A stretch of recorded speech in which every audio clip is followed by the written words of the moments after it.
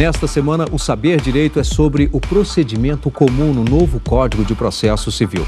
O professor João Augusto Castro fala nas aulas sobre petição inicial, audiências de conciliação e mediação. Tudo isso e muito mais você vê agora. Olá, meus amigos. No Saber Direito dessa semana, nós cuidaremos de procedimento comum no novo CPC. Todos nós sabemos que a Lei 13.105 enuncia um novo Código de Processo Civil que entra em vigor já no dia 18 de março de 2016. Até essa data de entrada em vigor há uma polêmica aí, mas aqui na nossa interpretação, dia 18 de março de 2016, já com uma nova lei, um novo Código de Processo Civil. Bom, e o nosso assunto desses 5 encontros, dessas 5 aulas, é o procedimento comum no novo CPC. Nós dividiremos esse assunto segundo as fases do procedimento, né? Nós sabemos que há a fase postulatória, a fase saneadora do procedimento, a fase instrutória e a fase decisória. Então, cuidaremos nos 5 encontros do procedimento comum, desde a petição inicial até a sentença e coisa julgada que encerra o procedimento. Bom, mas até lá, eu queria te mostrar primeiro a estruturação desse código. Professor, como o código se estrutura, qual que é a mudança nesse CPC no que atinge a estrutura? Vamos cuidar nesse primeiro encontro de uma estrutura do código, te demonstrar como fica a estrutura no novo CPC, para nós compreendermos o nosso objeto de estudo e, a partir daí, apresentar 2 princípios que eu reputo dos mais importantes para a nossa verificação de procedimento comum. E aí sim, daremos início à petição inicial e trataremos de emenda da petição inicial ainda na nossa aula número 1. Para a aula número 2, nós começamos a tratar de indeferimento, o instituto da improcedência liminar, e aí, por diante, seguindo até sentença e coisa julgada na nossa última aula. É um prazer estar com vocês e vamos falar agora, olha só, de estrutura do novo código. Professor, eu sei que tem um CPC de 73, que é o Código Busaidiano, que me traz 1.220 artigos. Esse código permanece assim? Pois é, doutores, o novo CPC é um código de 1.072 artigos. E diferente do Código Busaidiano, do Código de Processo Civil de 73, ele é dividido em 2 partes, não em 5 livros, mas em 2 partes. Originalmente eu tenho uma parte geral e uma parte especial. A parte geral com 6 livros e a parte especial com 4 livros. Professor, por que é importante começar o estudo de um CPC, começar o estudo de um procedimento comum pela sua estrutura? Porque quando nós tratarmos de procedimento comum, eu tenho que entender em qual momento do código eu estou vivendo, em qual parte dele, em qual parte da estrutura do código eu estou estudando. Isso é muito importante. Aliás, lembro muito bem do meu início de estudo de processo civil. Parece que só começou a fazer sentido para mim quando eu aprendi a estruturar o código. Eu dividi o código de 73 em 5 livros e sabia qual que era o meu objeto de estudo. Isso facilita sobremaneira a nossa atividade. Tá legal? Então acompanha aqui, olha que bacana. Na parte geral nós temos 6 livros. Normas processuais civis, função jurisdicional, sujeitos do processo, atos processuais. Livro 5, tutelas provisórias. Talvez um dos livros mais importantes do novo CPC, que converge nesse livro toda a matéria de processo cautelar que nós tínhamos em 73, juntamente com a tutela antecipada. Então, dê uma atenção especial no seu estudo de novo CPC ao artigo 294 ao 311, que é o livro 5 da parte geral. Depois, formação, suspensão e extinção do processo. Essa é a nossa parte geral, 6 livros que compõem a parte geral. Bom, na parte especial, o professor fica parecendo um Código Civil, então, com parte geral, parte especial, parece demais, né? Nós temos a divisão aqui de códigos em 2 partes, nós nos acostumamos com isso no Código Civil, teremos de novo agora isso repetido no CPC. Uma divisão muito mais harmônica, uma divisão muito mais condizente com parte geral, parte especial, do que aquela que nós tínhamos em 73. Se nós pensarmos bem, em 73, muito daquilo que é tratado no livro 1 do processo de conhecimento é, na verdade, uma parte geral, não é isso? Litisconsórcio, atos processuais, função jurisdicional, competência, eram regras que hoje, no CPC de 73, são estudadas num processo de conhecimento. Mas, a bem da verdade, se refere a uma parte geral do código, não só ao processo cognitivo. O novo CPC pega toda essa parte que hoje era estudada como uma parte inicial do processo de conhecimento e concebe ela numa parte geral, dividindo em 6 livros que compõem essa estrutura. Bacana? Na parte especial, professor, como é que fica? Na parte especial, nós temos 4 livros. Aqui não sofre muita alteração, você vai sentir falta de um livro. Quem conhece bem o processo civil de 73 vai sentir falta de um livro importante aqui. Olha só, na parte especial, livro 1, do processo de conhecimento e cumprimento de sentença. Livro 2, veja, olha o nome dele de novo, processo de conhecimento e cumprimento de sentença, quer dizer que o novo CPC cuidou de internalizar aquela disciplina de processo sincrético, que nós já tínhamos desde a Lei 11232 de 2005, e agora o CPC fez questão de manter isso a título de dar como rubrica do nome do livro 1, o nome processo de conhecimento e cumprimento de sentença. Um nome muito mais condizente com o processo atual, que não se encerra na dicção do direito, mas se encerra na satisfatividade do crédito exequendo. Pois bem, livro 1, processo de conhecimento, cumprimento de sentença. Livro 2, processo de execução, porque nós sabemos que ainda é muito importante um processo executivo autônomo para a satisfação do crédito exequendo, envolto num título extrajudicial. Livro 3, veja que interessante, do processo nos tribunais e dos meios de impugnação das decisões judiciais. Do processo no tribunal e dos meios de impugnação das decisões judiciais. O professor, então, tem um livro próprio para recurso? Pois é, nós não tínhamos esse livro, né? Se nós pensarmos no CPC de 73, no Código Busaidiano, a matéria de recurso era ainda tratada dentro do processo de conhecimento, como se recurso servisse apenas ao processo de conhecimento, o que não é verdade. No novo CPC, o livro 3 da parte especial cuida do processamento, do procedimento do processo nos tribunais e dos meios de impugnação das decisões judiciais. É ali um livro que aparentemente há muita alteração, uma vez que você se orienta pelo artigo 994 e não vai encontrar lá agravo retido nem embargo infringente. Mas se você tornar um pouco mais densa o seu estudo, a sua leitura, você vai perceber que o autor, que a parte, não perde em recorribilidade. O advogado no novo código não perde em recorribilidade. Ele pode até perder em número de recurso, mas tudo que era possível recorrer no antigo CPC continua sendo possível à luz do novo código. Às vezes não no mesmo recurso, mas a recorribilidade o advogado não perde. Bacana? Livro 4, que é o livro complementar, cuida das disposições finais e transitórias desse novo código. Tá legal? Entende isso? Então, nós começaremos o nosso estudo, e assim eu oriento vocês que se preparam para a prova do OAB, se preparam para um concurso público, onde já cai o novo CPC. Você que está graduando num curso, que começou no antigo código e agora é surpreendido por um novo código. Comece o estudo do CPC a partir da sua estrutura. Comece pelo índice. Não tenha vergonha de começar o seu estudo de CPC pelo índice do código, dividindo ele na sua estrutura em duas partes, parte geral, parte especial, e a partir dali, desvendando livro por livro, de cada uma das suas partes. Bacana? Professor, tudo bem, mas o nosso curso não é procedimento comum? Não vamos começar? Vamos, mas olha só. Ali nas normas processuais civis, nós temos um tratamento de 12 artigos iniciais que cuidam de normas fundamentais do processo civil. Normas fundamentais do processo civil nos 12 primeiros artigos do Código. Professor, princípios? Não, normas fundamentais. Uma vez que ali nós temos um emaranhado de princípios e regras, então preferiram o nome normas fundamentais do processo civil. Bom, por normas fundamentais do processo civil, professor, o que eu tenho ali de importante para o meu estudo? No que diz respeito a procedimento comum, o que nós podemos nos orientar por esses 12 primeiros artigos? Pessoal, ali tem coisa muito bacana para estudar. Ali tem coisa muito legal. Olha só, muitas vezes um novo CPC vai dizer o óbvio. É óbvio dizer que o CPC, que o processo civil, se orienta pelo princípio contraditório. Isso é óbvio. Mas o óbvio, muitas vezes, o professor Freitas Câmara diz muito bem isso, o óbvio tem que ser dito. Se o óbvio tem que ser dito, esse novo código diz, olha, o contraditório tem que ser um contraditório efetivo. O novo CPC se pauta por um contraditório substancial, um contraditório efetivo às partes.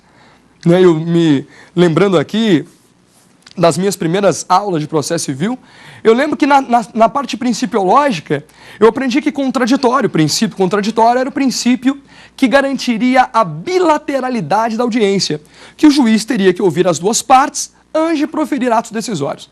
Princípio do contraditório ou da bilateralidade da audiência. Verdade isso? É verdade. princípio que garante que o juiz ouça as partes, que o processo se desenvolva por dialética e só a partir disso o juiz poderia julgar. Perfeito? Ou o princípio da oitiva das partes, princípio da oitiva, princípio da audiência. Bom, e aí o professor pediu para que nós anotássemos informação mais reação. Contraditório garantiria a informação, que a parte fosse informada e teria a chance de uma ampla defesa. Informação mais reação. Mas muitas vezes o que acontece é que o juiz permite contraditório de maneira meramente formal. Eu dou à parte a oportunidade de ser ouvida, a oportunidade de se manifestar, mas não levo em conta a manifestação da parte. O novo CPC prega de maneira muito honesta, de maneira muito precisa, que o contraditório no novo Código é poder real de influência. Não é só a garantia de que a parte será ouvida e terá a chance de manifestar. É a garantia de que a manifestação da parte será levada em conta pelo juiz ao julgar. É a garantia de que as partes serão ouvidas quando do julgamento. Que as partes serão ouvidas e serão importantes na fabricação do ato decisório.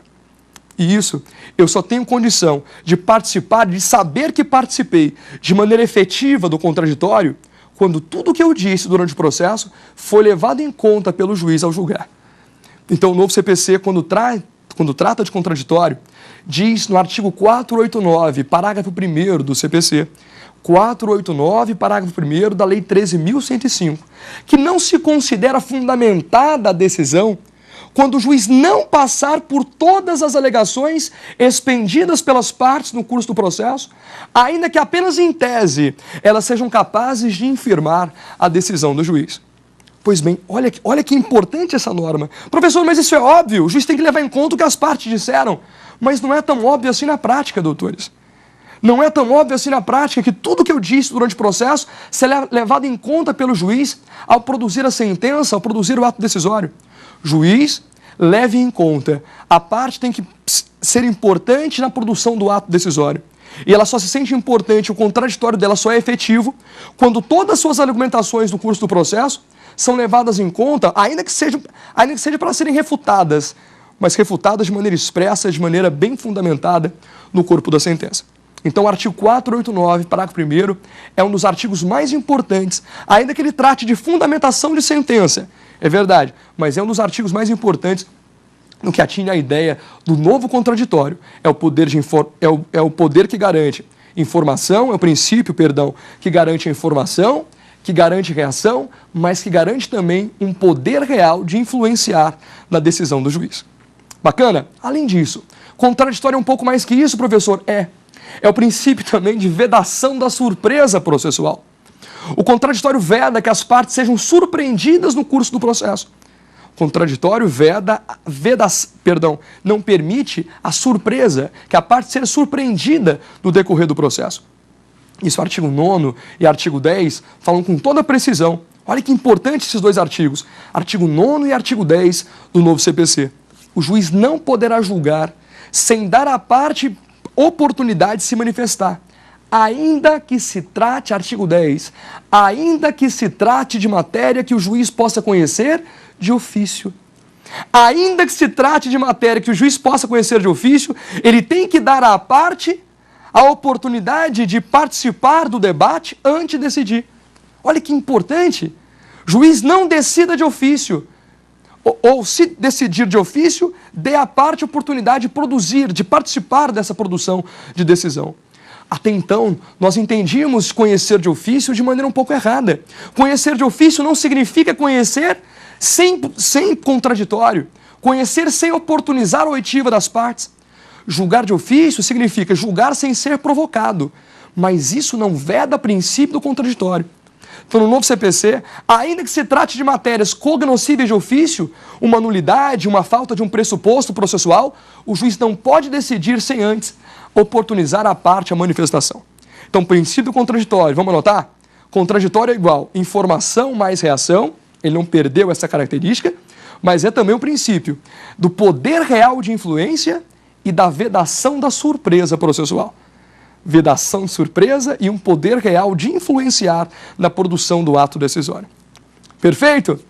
Professor, mais um princípio para nós começarmos petição inicial? Bora? Vamos. Olha só, vamos tratar de princípio da cooperação. Princípio da cooperação com um nome novo, mas que muitos autores já lidavam com esse princípio. O STJ tem em vários julgados tratado de princípio da cooperação, mas agora ele vem expresso no artigo 6º do novo CPC. Artigo 6º do novo CPC, princípio da cooperação, que dita que todos os sujeitos do processo devem cooperar entre si para o melhor resultado possível dele. Para que se atinja a decisão de mérito, eu tenho que oportunizar cooperação, que todos os sujeitos do processo participem para o seu melhor resultado. É isso aí. Eu te dou 2 exemplos da aplicação do princípio da cooperação, que para muita gente é um princípio utópico, mas isso não quer dizer que o juiz ou que as partes ajudarão uma outra no processo. O princípio da cooperação não é princípio da ajuda. É simplesmente a verificação de que o processo, após 88, é um processo democrático.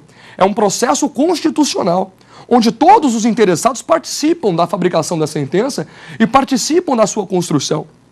À luz do artigo 6º, então, todos os sujeitos participam do processo em cooperação. Cooperar é operar o processo conjuntamente. Não é aquela ideia, como muitos dizem, aquela ideia utópica de uma parte ajudando o outra com as provas que elas devem produzir. Não é isso. Cooperar é operar o processo em conjunto. Bacana? Um exemplo disso, o artigo 321, que nós enfrentaremos ainda nesse curso, 321 do novo CPC. Diz que o juiz, ao determinar a emenda, deve apontar de maneira expressa o vício a ser sanado. É uma ideia de cooperação. Juiz, uma vez que o senhor sabe qual é a falha da minha petição, colabore, coopere, diga qual é o vício a ser sanado. Nós falaremos também no artigo 357, parágrafo 3º, da possibilidade de uma audiência de saneamento em cooperação. O processo é muito complexo, convide as partes. Veja, para terceiro, fala em convide as partes para que nós possamos sanear o processo numa audiência em cooperação. Sem contar a possibilidade de calendarização do processo, a do artigo 191 do novo CPC, que nós estudaremos depois. Eu acho que tem uma pergunta sobre esse tema, uma pergunta sobre elementos fundamentais, sobre normas fundamentais do novo Código. Vamos a ela? Queria saber o que seria a primazia da decisão de mérito. Muito boa indagação. Princípio da primazia da decisão de mérito. Olha que importante isso. O artigo 4º do novo CPC trata desse princípio, diz que as partes têm o direito de obter no processo uma sentença de mérito. Veja, não é só que as partes têm direito de obter uma sentença num prazo razoável, como diz o artigo 4º, mas também que a parte tem direito de obter uma sentença de mérito. Professor, mas isso é óbvio. Não é tão óbvio assim. Nós sabemos que o processo culmina numa sentença de mérito ou numa sentença que extingue o processo sem resolver o mérito. Bom, professor, então interprete melhor para mim o que é princípio da primazia da decisão de mérito. Significa, doutores, que no novo Código o juiz tem que buscar, isso no meu entender, quase a qualquer custo, julgar o mérito do processo. O que significa julgar o mérito? Resolver o conflito. Resolver o conflito de interesse, resolver a lide. Resolver o mérito significa resolver o conflito. O juiz, nós sabemos que a sentença que extingue o processo, o professor Dinamarco, que fala muito bem disso, é sempre uma frustração às partes. Uma sentença que extingue o processo sem resolver o mérito é sempre uma frustração às partes. Então, no novo CPC, não vamos frustrar as partes. Se o intento da parte é buscar a composição do seu conflito de interesse, vamos entregar para ela a sentença de mérito. Claro que não é a todo custo, mas é quase a qualquer custo. Quando, por exemplo, o juiz no novo CPC extinguir o processo sem resolver o mérito, o parágrafo 7º do 485 do novo Código diz: a parte apelando da sentença que extingue o processo sem resolver o mérito, oportunizará que o juiz exercite retratação num prazo de 5 dias. É como se nós tivéssemos manobra para ressuscitar o processo. O juiz não extinga, mas se eventualmente extinguir, a parte apelando da sentença, Vossa Excelência pode voltar atrás num prazo de 5 dias. Olha que ponto isso chega. Imagina que falta preparo. Eu fiz um recurso e não fiz preparo. Primazia da decisão de mérito não é primazia da sentença de mérito tão somente. É primazia de julgar o mérito, ainda em recurso. Então, eventualmente, faltou preparo. no novo CPC, não tem problema. Intime a parte recorrente para que exercite e faça o preparo em dobro. Faça o preparo em dobro. Olha que interessante. Permanecendo o recurso vivo. Tudo bem que tem uma sanção, tem que pagar dobrado, mas o recurso permanece vivo. Artigo 317.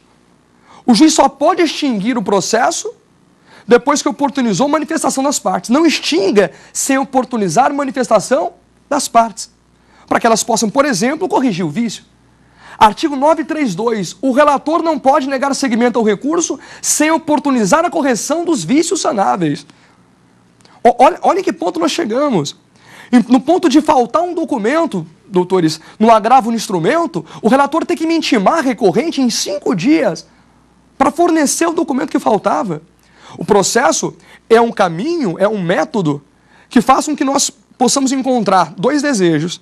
O desejo da parte de obter tutela e o desejo do Estado de tutelar. Se nós atingirmos um outro desfecho, que não a resposta de mérito, o processo será sempre frustrante às partes. Então, nessa dimensão de processo, vem o artigo 4º do novo CPC, que diz: juiz, entregue sentença de mérito. O ato decisório é preferencialmente um ato decisório de mérito. Bacana? Vamos voltar aqui para o nosso procedimento comum. Voltaremos para o nosso procedimento comum agora. Nós que pegamos uma parte inicial, concebemos a estrutura desse novo código. Eu acho que você entende bem agora o que é uma parte geral e uma parte especial do CPC. Nós passamos por princípios. A bem da verdade, se nós quiséssemos continuar princípio, né, nós ficaríamos aqui a semana inteira a falar de princípios, porque eles são vários, eles sofreram repaginações, mas já que o nosso interesse precípio no curso é tratar de procedimento comum, vamos lá, vamos começar, é hora de começar a falar de procedimento, de começar a falar de petição inicial, de começar a falar de pedido. Eu sei que é isso que te moveu a vir para essa nossa aula, para nós concebermos procedimento comum. Pessoal, primeiro uma ideia muito simples, muito elementar, mas que pode te auxiliar no estudo de procedimento. A diferença entre processo e procedimento. Que distinção há entre processo e procedimento? Eu lembro muito bem de uma professora que na primeira aula saiu me perguntando na sala o que era processo. O que era processo? Perguntava muitas vezes o que é processo, instigando os alunos a participar da aula, e eu tinha uma noção do que era, mas era aula de TGP, a primeira aula, e não quis responder, ela provocou um pouco mais e eu levantei a mão. Timidamente, né? Levantei a mão. O senhor, o que é processo? Eu falei, professor, processo, sabe quando você responde perguntando? Processo é um instrumento? Ela falou, muito bem, o seu nome é João Augusto Castro, professor. Só vai ver muito falar de mim ainda. João Augusto Castro, ela falou, muito bem, seu João Augusto, se processo é instrumento, ela corta meu pé. Se processo é instrumento, na próxima aula vamos aprender piano, teclado, violoncelo, se para o senhor processo é instrumento. Eu não estava completamente errado, ela queria mais de mim. Instrumento de quê, seu João Augusto? Instrumento de quê que o processo é? Porque instrumento musical é violão, teclado. Processo é instrumento por meio do qual o Estado compõe a lide. O instrumento por meio do qual o Estado compõe o conflito de interesse. Não é assim? É um método, o processo é um método. Um método por meio do qual o Estado resolve o conflito, que foi entregue, né, uma vez que a jurisdição é inerte, a parte bate às portas do Poder Judiciário, provocando ele, e o Estado tem um método para resolver esse conflito, que é o processo. É um instrumento processual. Bom, mas aí foi nas lições do professor Ovidio Batista que eu tive a lição mais simples do que é processo. O professor Ovidio Batista disse que processo é um caminhar. Processo é um caminho. E aí eu comecei a pensar em caminhos da vida. Né? Caminho que me tirou de Goiânia hoje me trouxe a Brasília. Caminho de São Paulo, Rio. Caminho Recife, Maragogi. Caminho Goiânia, Caldas Novas. A gente faz vários caminhos no decorrer do dia. Todos eles são processos. O processo sempre tem um ponto de partida e um ponto de chegada. Não é diferente o processo civil. O nosso ponto de partida é a petição inicial. O nosso ponto de chegada nesse procedimento comum é a sentença. Eu tenho um ponto de partida e um ponto de chegada. É assim o processo. Agora, depois que eu sei para onde viajar, professor, eu sei que eu vou a Goiânia, Caldas Novas, há rotas diferentes para desenvolver um caminho. Há rotas diferentes para desenvolver o caminho. Se o caminho é Goiânia, Caldas, Goiânia, São Paulo, Rio, Recife, Maragogi, se o caminho é esse, eu posso passar hora por uma rota X, hora por uma rota Y. Pense em você, na sua casa. Casa-trabalho, casa, faculdade. Não há mais de uma rota para desenvolver esse caminho? Se o processo é esse caminho, petição inicial até sentença, ou é o caminho da sua casa até a sua escola, até a sua faculdade, cada rota diferente, por meio da qual você desenvolve esse caminho, cada rota distinta é um procedimento distinto. Então, se o processo é o caminho, o procedimento é a rota por meio da qual nós faremos o caminho, nós desenvolveremos o caminho por meio de uma rota. E aí, você deve lembrar muito bem que no antigo CPC, quando eu falo antigo, no CPC de 73, nós tínhamos em processo de conhecimento. Olha, no que diz respeito a esse caminho do conhecimento, que me leva da petição inicial, que traz um conflito de certeza até uma sentença que resolve esse direito. Uma sentença do conhecimento, de petição inicial até a sentença de conhecimento, um caminho do conhecimento, o processo do conhecimento. Esse processo de conhecimento podia ser desenvolvido por procedimento comum e procedimento especial, rota comum, rotas especiais, e a rota comum tinha uma rota comum, que era o procedimento comum ordinário, e o procedimento comum sumário, que é como se nós tivéssemos um atalho no procedimento comum. Bom, qual é a novidade, professor? Isso aqui não é curso de novo CPC? Então, entra na novidade para mim. No novo CPC, nós não temos mais a divisão do procedimento comum. Nós temos, sim, procedimentos especiais e um procedimento comum, mas no novo CPC, procedimento comum é apenas comum. No novo CPC, procedimento comum é apenas comum. Não há procedimento comum ordinário e sumário. Não há mais subdivisões ao procedimento comum. Todo procedimento comum é um rito só. Começa na petição inicial, até a sentença, e quem está anotando no caderninho aí, do artigo 318 ao artigo 512 do novo CPC, nós cuidaremos de procedimento comum. Perfeito. Professor, qual que é o ato que instaura o procedimento? Qual que é o ato que instaura o processo? Qual que é o pontapé inicial do processo? O pontapé inicial do processo sempre foi, isso não é diferente no novo Código, o pontapé inicial do processo é a petição inicial. A petição inicial, o pontapé inicial do processo. O pontapé inicial, a peça exordial, a peça vestibular, a peça que inaugura o procedimento. Que para o professor Dinamarco, petição inicial é o instrumento da demanda. Se demandar é buscar tutela, é buscar proteção jurisdicional, o ato por meio do qual se instrumentaliza a demanda é a petição inicial. Bacana. E assim como nós tínhamos no CPC antigo, no novo Código, há também uma receita do bolo da petição inicial. Uma receitinha. Eu tenho que seguir aquela receita para que a petição inicial esteja em termos, seja uma petição inicial que será recebida, admitida pelo juiz. Professor, entendo isso. Lembro demais do artigo 282, do artigo 283. Pois é, vamos começar agora a mudar os números dos artigos. O que estava no 282 vira 319. Artigo 319 e artigo 320 do novo CPC. Artigo 319 e artigo 320 do novo Código tratam de petição inicial e dos seus requisitos. Vamos a eles? Vamos lá, pessoal, olha só. O novo Código, 319 e 320 cuidam da nossa petição inicial. Requisitos do 319, requisitos do 320. Alguma alteração, professor, nos requisitos? É pouca coisa, mas muito interessante. Vamos lá, imagine você agora em casa uma petição inicial em branco. Consegue imaginar ela em branco? Ah, professor, mas já faço petição inicial demais. Venha com humildade, tenta imaginar ela em branco. Agora vamos preencher a petição com os nossos requisitos novos. Endereçamento, indicação do juiz competente ou do tribunal, qualificação das partes, e ali uma novidade, tem que indicar o CPF da parte, né? Não tinha isso no antigo CPC, muito embora fosse por questão de praxe. No novo CPC está lá, indicar o CPF da parte e também o endereço eletrônico, isso é novo. A indicação do endereço eletrônico da parte. Professor, endereço eletrônico para quê? Para citar o réu eletronicamente? Veja só, nós sabemos que é possível sim, desde a Lei 11.419, que a citação do réu aconteça eletronicamente. Mas quando a lei exige o fornecimento do endereço eletrônico na qualificação, é para facilitar a comunicação entre as partes. Hoje, muitas vezes, é mais fácil comunicar assim do que indo até a casa da pessoa. Não é isso? Então, citação de endereço eletrônico. Muitas vezes vai ser possível citar eletronicamente, mas a lei só exige isso para as empresas públicas e privadas. E para a União, Estado, DF e município, que terão que fazer cadastramento prévio. Tem que indicar o e-mail previamente, cadastrar o e-mail para ser citada em regra, essas pessoas por e-mail, ressalvadas as pessoas, as empresas de pequeno porte e microempresas. Tá legal? Todas as outras empresas, ressalvadas as de pequeno porte e microempresas, serão obrigadas a fazer cadastro prévio do seu e-mail para que a citação aconteça preferencialmente por e-mail, mas somente a essas pessoas. Bacana. Lá no artigo 246 do CPC. Depois dá uma olhadinha lá. Bacana, professor. Continua para mim. Eu estou com a folha em branco aqui, com endereçamento e qualificação das partes. Depois, fato e fundamento jurídico. Endereçamento, qualificação das partes, fato e fundamento jurídico, que é a nossa causa de pedir. Né?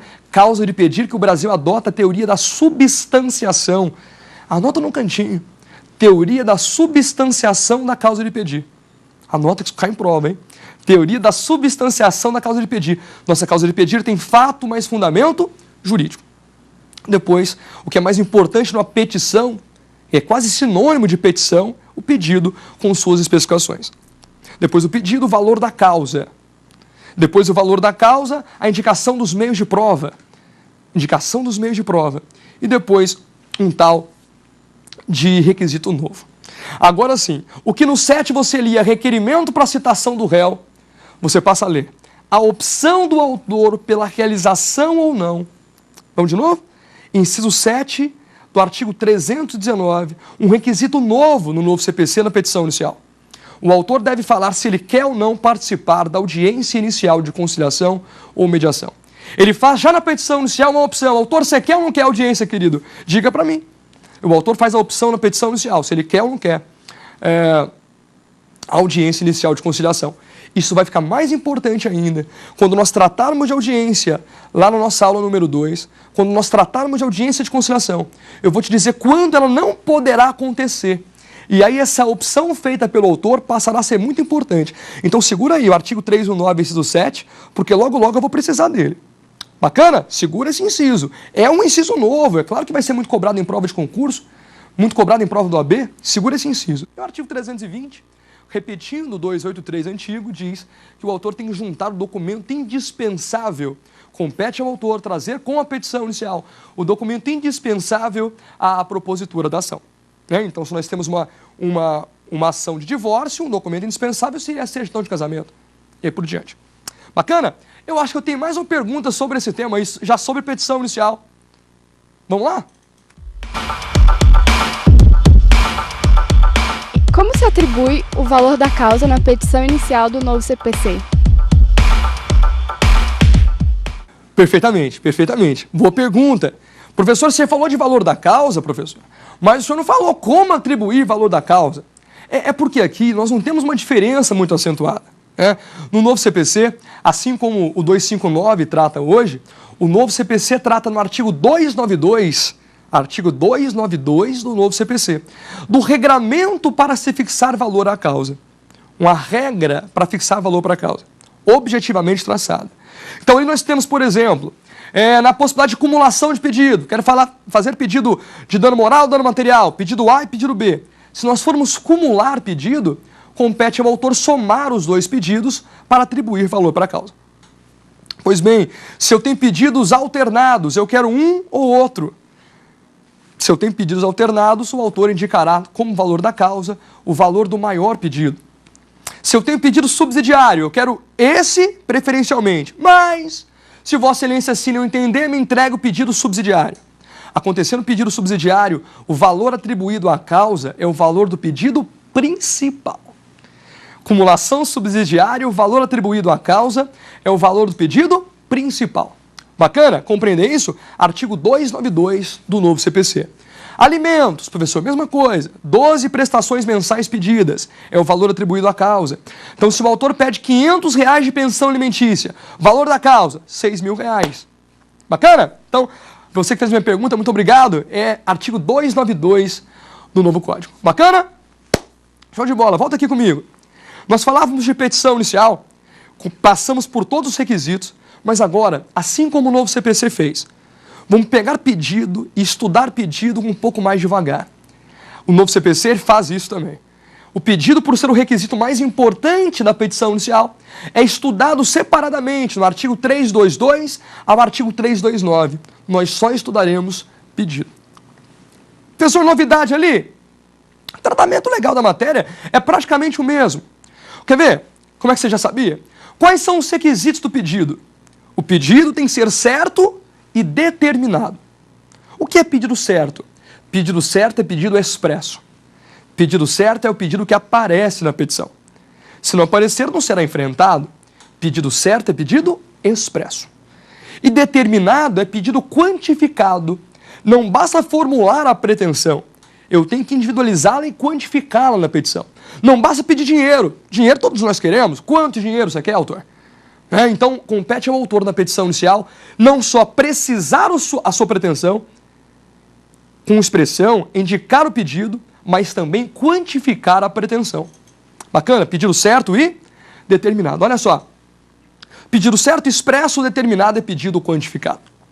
Professor, até aí eu entendi, não tem novidade. E não tem novidade também nas exceções. Porque nós sabemos que eventualmente, cuidado, eventualmente pode o autor não ter formulado a pretensão e ela ser julgada mesmo assim.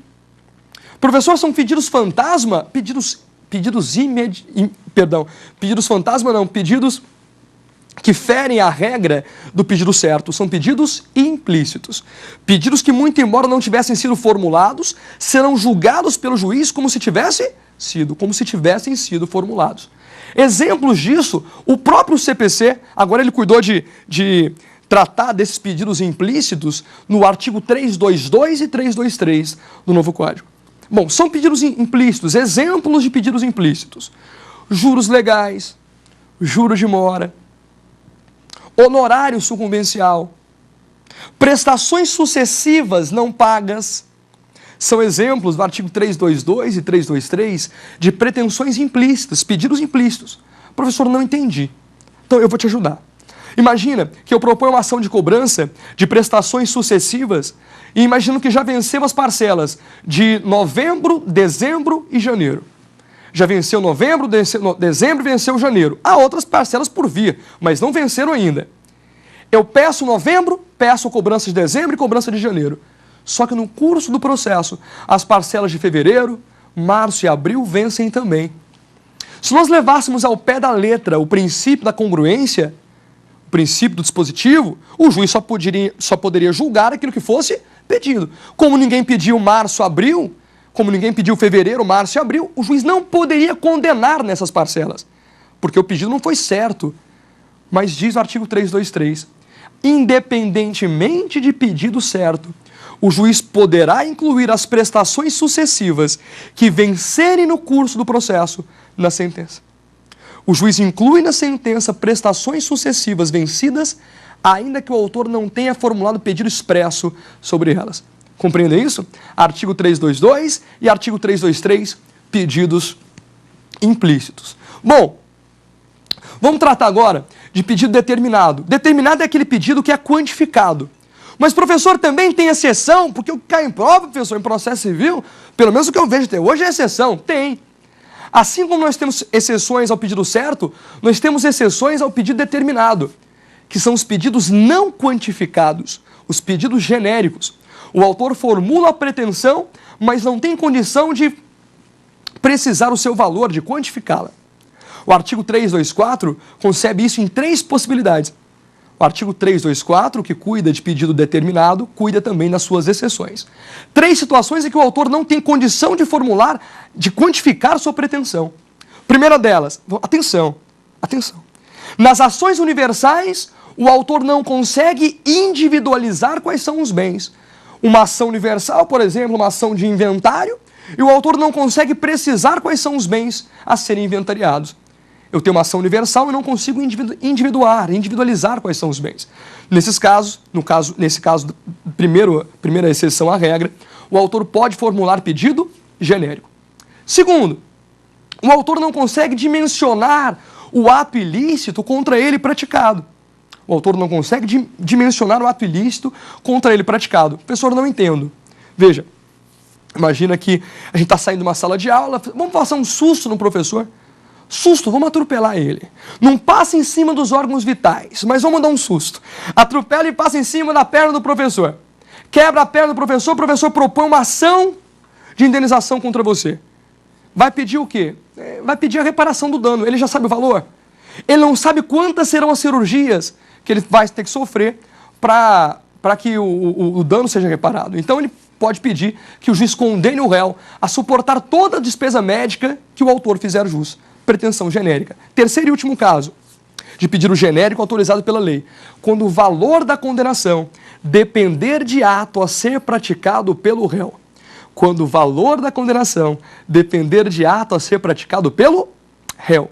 Exemplo grande, a ação de prestação de contas. O autor propõe uma ação para que o autor preste contas e seja condenado a lhe pagar, ele não sabe. Se o autor tinha que prestar contas de 50 mil e presta conta de 50, ele não deve nada. Se o autor tinha que prestar contas de 50 e presta conta de 20, será condenado a pagar 30. Então, quando o valor da condenação depender de um ato que o réu vai praticar, o autor não consegue precisar, não consegue quantificar sua pretensão, podendo também, nesse caso, à luz do artigo 324, formular pedido genérico. Professor, compreendo. O que mais nesse aspecto de petição inicial e pedido? Veja só, imaginando agora que a nossa petição inicial está ok, está completa, eu quero pensar o seguinte: distribuída para o juiz, registro, distribuição, chega para o juiz. Se o juiz percebe na petição inicial um vício sanável, um vício que pode ser corrigido, o que o juiz determina? A correção, determina a emenda da petição inicial. Veja só, na nossa próxima aula isso vai ser muito importante.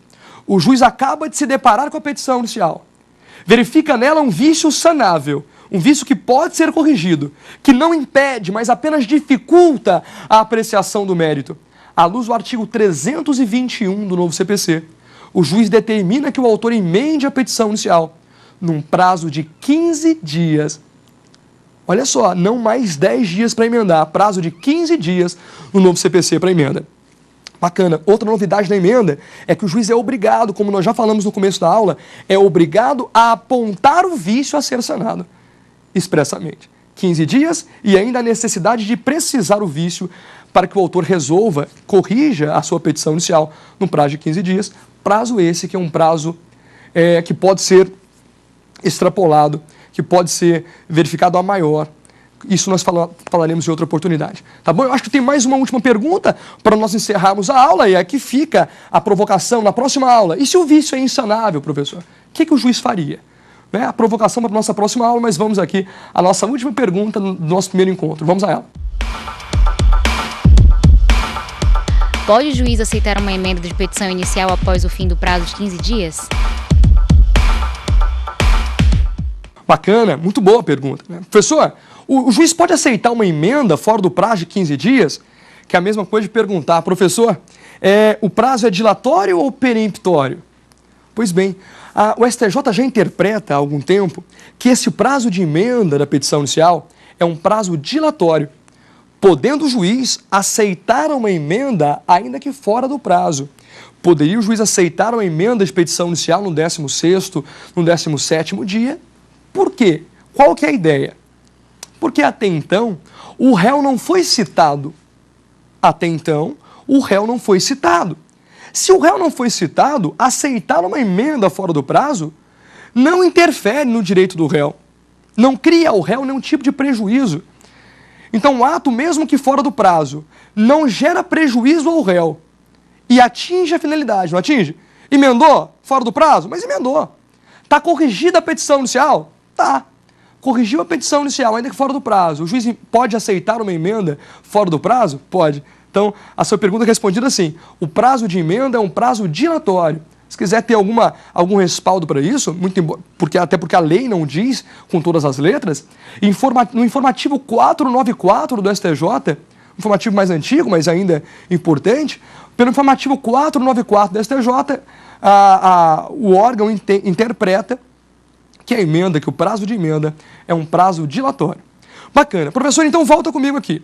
Eu me orientei bem, eu entendo o que é processo, eu entendo o que é procedimento, eu entendo que no novo código, procedimento comum é só comum, não há divisão em comum, ordinário e sumário, e que o procedimento comum, que é só comum, começa por petição inicial.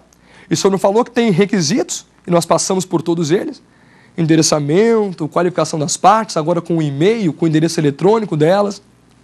fato e fundamento jurídico, pedido com suas especificações, valor da causa, indicação dos meios de prova e, por fim, a opção do autor pela realização ou não da audiência inicial de conciliação.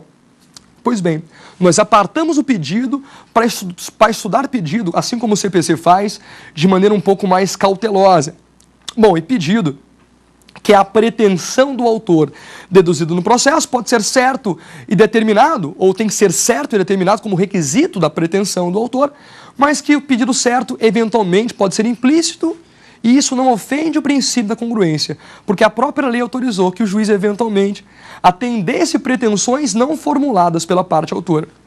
E vimos também que ele tem que ser um pedido determinado, mas que, eventualmente, o juiz pode aceitar pretensões genéricas. O artigo 324 concebe pretensões genéricas. Pedidos que, muito embora não tenham sido quantificados, podem ser formulados na contramão do requisito da determinação do pedido. Nós falamos aí de 3 situações do artigo 324. Pois bem, professor, tem mais umas dúvidas. A dúvida é, professor, pode o autor mudar o pedido? Retirar a pretensão? Pode o autor alterar a causa de pedir e o pedido no processo?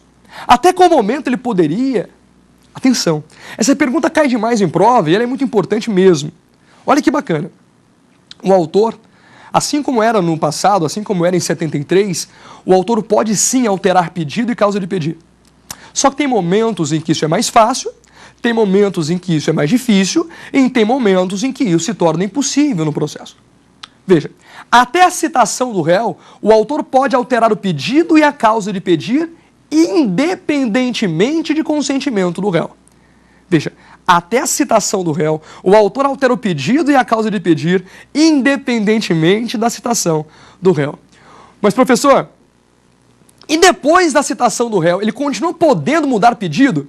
Ele pode mudar o pedido, mas aí ele depende de consentimento do réu. Eu estou tratando de processo de conhecimento, procedimento comum, alteração do pedido e causa de pedir. Poderá acontecer? Sim. Até a citação, livre. A partir da citação, desde que o réu consinta, aqueça. Eu só posso alterar pedido e causa de pedir depois da citação do réu, se ele consentir. Por quê, professor? Por quê, doutores? A partir da citação do réu, o réu já expôs a sua forma de defesa. O réu já expondo sua forma de defesa, ele tem que ser chamado a manifestar sobre a nova pretensão indicada pelo autor, sobre os novos rumos que o autor traça à lide. Bacana. Professor, quando é que seria então, já que o senhor disse que tem um momento que é impossível, quando é que se tornaria impossível mudança do pedido e causa de pedir? Veja só, o pedido e causa de pedir não podem mais ser alterados a partir do saneamento do processo. Depois que o processo foi saneado, em nenhuma hipótese poderá mais o autor mudar pedido e causa de pedir. Saneamento do processo, anotem aí. O saneamento do processo é o marco de estabilização objetiva da lide. A partir do saneamento do processo, o autor não pode mais mudar nem o pedido, tampouco a causa de pedir. Então, o saneamento é o marco de estabilização objetiva da lide, é o princípio da estabilidade da demanda, uma vez que o saneamento representa um marco de estabilização objetiva da lide. A partir daquele instante, não podemos mais mudar nem o pedido, tampouco a causa de pedir. Perfeitamente. Professor, últimas explicações sobre pedido. Pode me ajudar? Posso. Cumulação de pedido. Quais são os requisitos que autorizam cumulação de pedido? Professor, eu posso formular pedido A mais B mais C? Cumular objetivamente as ações na petição inicial? Posso. Cumulação de pedido repercute uma acumulação objetiva das ações. Várias pretensões, várias lides na mesma petição inicial, no mesmo processo? Perfeitamente possível.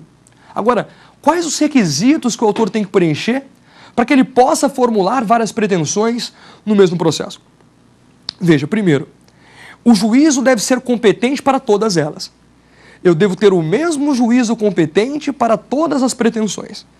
Nós não podemos aqui criar distinções. O pedido 1 julgado pelo juízo 1. O juízo 2 é um pedido de outra natureza, vai para o juízo 2. Não existe essa quebra. Então, o juiz tem que ser competente para apreciação de todos os pedidos. Segundo, eles devem adotar o mesmo procedimento. Imagine então vocês que aquela rota do nosso procedimento, o carro é uma petição inicial. E os pedidos são os ocupantes do carro. Bom, para seguir no mesmo carro, tem que seguir sempre a mesma rota. Não é verdade? Para seguir no mesmo carro, tem que seguir sempre a mesma rota. Bacana. Então, primeiro requisito, mesmo juízo competente. Segundo requisito, adotarem o mesmo procedimento. E, por fim, os pedidos devem ser compatíveis entre si. Vamos repetir? Mesmo juízo competente, para apreciar todos eles, mesmo procedimento e o juiz competente para todos eles, mesmo procedimento, e no final, eles devem ser compatíveis entre si. Você encontra isso no artigo 327 do novo CPC. Do novo CPC, 327, parágrafo 1º, contempla os requisitos da acumulação dos pedidos. Pois bem, pessoal, terminando aqui o nosso bloco 1, nosso primeiro encontro, vamos ao resumo da nossa aula? Vamos ver o que nós estudamos e aprendemos nesse nosso primeiro encontro? Vamos a ele. Olha só, nós falamos primeiro de estrutura do novo CPC, que esse código é dividido numa parte geral e numa parte especial. Falamos dos 6 livros da parte geral e dos 4 livros da parte especial. Falamos que o livro 1 da parte geral cuida de elementos fundamentais do processo, de normas processuais civis, e que os 12 primeiros artigos cuidariam das normas fundamentais do processo civil. E entre elas nós ressaltamos o novo princípio contraditório, que é verificado à luz de um poder real de influência que as partes têm na sentença. Falamos também de princípio da cooperação. Falei que procedimento comum era só comum, não havia mais subdivisão de comum, ordinário e sumário. E que no procedimento comum havia uma petição inicial, que os requisitos estavam dispostos no artigo 319, 320, e depois passamos por pedido, verificamos que pedido tem que ser certo e determinado.